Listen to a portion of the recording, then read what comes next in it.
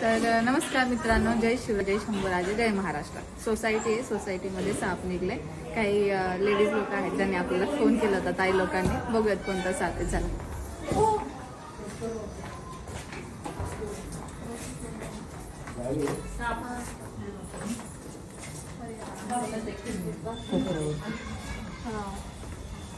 इथं साहित्य ठेवलं बघा मित्रांनो. सोसायटीचा हा एरिया आहे, वरतीपर्यंत ओपन आहे हा एरिया.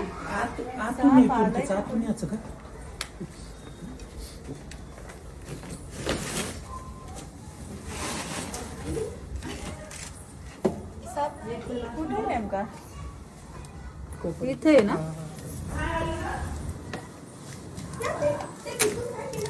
हे बघा, आतमध्ये बाथरूमचा एरिया आहे, पलीकडे बाथरूम आहे. हा साप चढला असेल इकडे पाईपाद्वारे. इथं आधार आहे, इथं आधार आहे. आधार घेऊन चढला असेल. असा भिंतीवर स्ट्रेट नाही चालत हा साप. तस्कर जातीचा एक विनुशारी साप आहे मित्रांनो. बाहेर काढलं तुम्हाला कळेल. पण बघा ना, असं वाटतं की हे दोन साप आहेत. एक डिझाईन वेगळं वाटतं आणि एक डिझाईन वेगळं वाटतं पाहायला. तर असं नाही मित्रांनो, हा एकच साप आहे. पण ही जी लाईन आहे ना इकडची, ही वाली, ही त्याच्या शेपटीचा भाग आहे आणि हा त्याचा तोंडाकडचा, मानेचा, मधी पोटापर्यंतचा भाग आहे. तर आपण बिनविषारी साप आहे त्यामुळे असं डायरेक्ट रेस्क्यू करतोय. इकडे इकडे इकडे माझ्या हातात आहे. बघा ते काच जे आहे ना, तिथे यायला लागेल मला. थांबा थांबा एक मिनिट.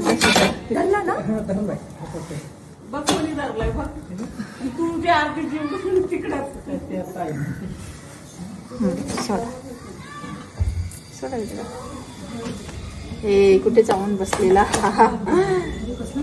तर बघितलं, एकच साप आहे लांब असा. तस्कर साप आहे का? बिनविषारी. कोण पळून चाललंय?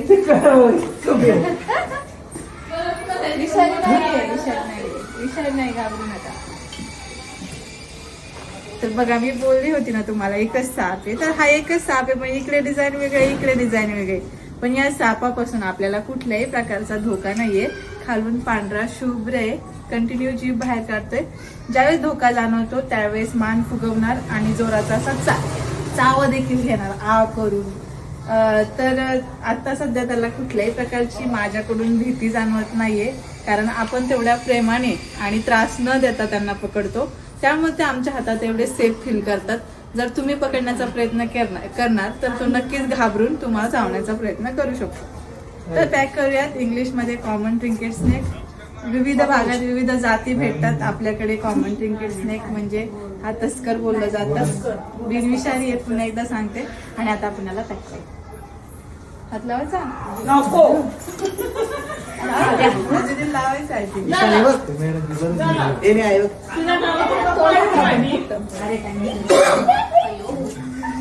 कसं आहे?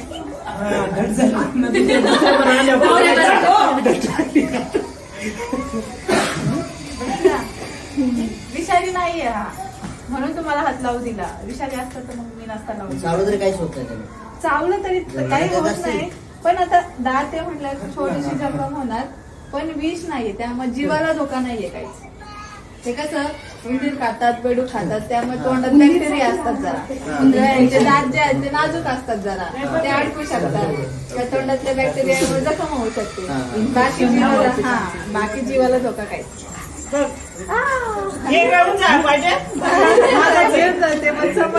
त्याला मी 24 तास बाहेर असते.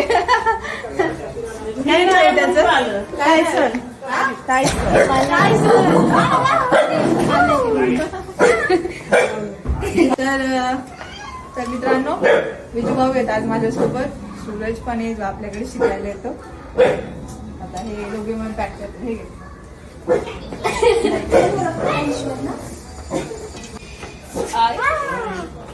जायचं नाही. तो म्हणतोय मला का सोसायटीतून नेताय तुम्ही? मी काय केलंय तुमचं? मी चावलोय का? माझ्यापासून काय त्रास आहे का? तुम्ही माझ्याकडे आले होतात. धन्यवाद मित्रांनो.